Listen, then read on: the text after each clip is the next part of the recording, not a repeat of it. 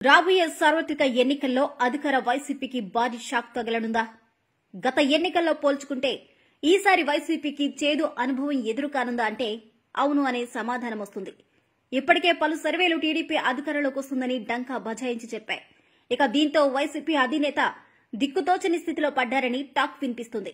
రానున్న ఎన్నికల్లో టీడీపీ జనసేన కూటమి అధికారం చేపట్టనుందని తాజాగా శ్రీ ఆత్మసాక్షి చేపట్టిన సర్వే ఫలితాలు ప్రస్తుతం సోషల్ మీడియాలో వైరల్ గా మారాయి. ఇక ఈ సమయంలోనే రాష్ట్ర వ్యాప్తంగా ఉన్న వైసీపీ శ్రేణుల్లో గందరగోళం నెలకొంది.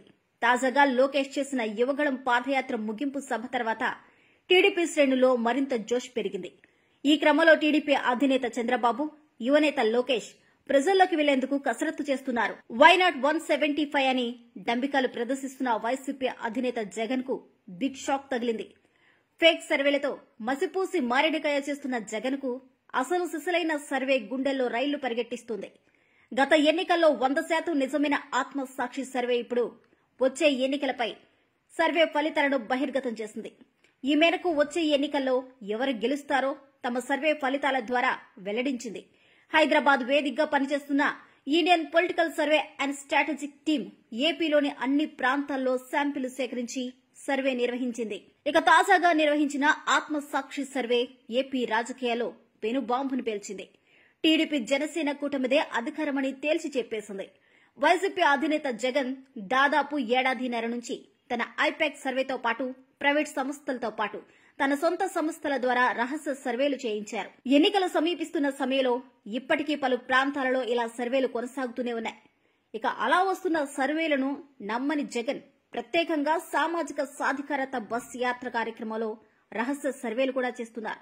ఇప్పటికే చాలా మంది ఎమ్మెల్యేలపై సర్వే చేయించి వారి భాగవతాన్ని వారి ముందుంచారు. ఈ నేపథ్యంలో రాష్ట్రంలో వారి భాగవతాన్ని వారి ముందుంచారు. ఈ నేపథ్యంలో రాష్ట్ర వ్యాప్తంగా ఇన్ఛార్జీలు, ఎమ్మెల్యేలను ఒక ప్రాంతం నుంచి మరో ప్రాంతాలలో పోటీ చేసేలా మార్పులకు శ్రీకారం చుట్టారు. ఇప్పటికే 2 విడతలుగా చేర్పులు, మార్పులకు సంబంధించిన వివరాలను జగన్ స్వయంగా వెల్లడించారు.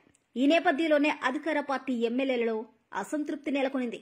అదేవిధంగా జగన్ వ్యవహార శైలిపై ఎమ్మెల్యేలు మండిపడుతున్నారు.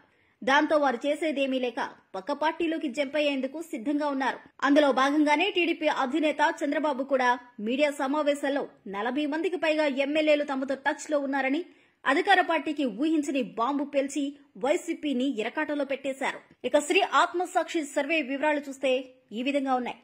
ఆత్మసాక్షి సర్వే 3-4 రకాలుగా నిర్వహించింది.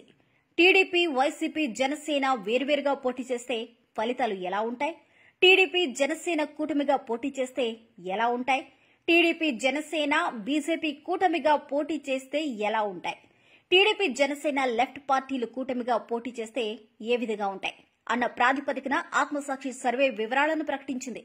ఆప్షన్ 1 ప్రకారం టీడీపీ, వైసీపీ, జనసేన వేర్వేరుగా పోటీ చేస్తే టీడీపీకి 86, వైసీపీకి 68, జనసేనకు 6 సీట్లు వస్తాయని స్పష్టం చేసింది. 15 స్థానాల్లో మాత్రం పోటాపోటీ ఉంటుందని, అయితే వీటిలో వైసీపీ 9, టీడీపీ 6 సీట్లు గెలుచుకునే అవకాశం ఉందని తెలిపింది. ఆప్షన్ 2 ప్రకారం టీడీపీ జనసేన కూటమిగా పోటీ చేస్తే టీడీపీకి 95 సీట్లు, జనసేనకు 13 సీట్లు వస్తాయని, అప్పుడు వైసీపీ 60 సీట్లకు మాత్రమే పరిమితమవుతుందని అంచనా వేసింది. 7 స్థానాల్లో మాత్రం పోటాపోటీ ఉంటుందని తెలిపింది. టీడీపీ, జనసేన కలిసి పోటీ చేస్తే అధికారంలోకి రావడం ఖాయమని ఆత్మసాక్షి సర్వే స్పష్టం చేసింది. ఆప్షన్ 3 ప్రకారం టీడీపీ, జనసేన, బీజేపీ కూటమిగా పోటీ చేస్తే వైసీపీ లాభపడుతుందని ఆత్మసాక్షి సర్వే వెల్లడించింది. ఈ మేరకు టీడీపీ, జనసేన, బీజేపీ కూటమికి 70 నుంచి 75 సీట్లు మాత్రమే వస్తాయని, వైసీపీకి 98 నుంచి 100 సీట్లు వస్తాయని స్పష్టం చేసింది. 7 స్థానాల్లో మాత్రం పోటాపోటీ ఉంటుందని అంచనా వేసింది.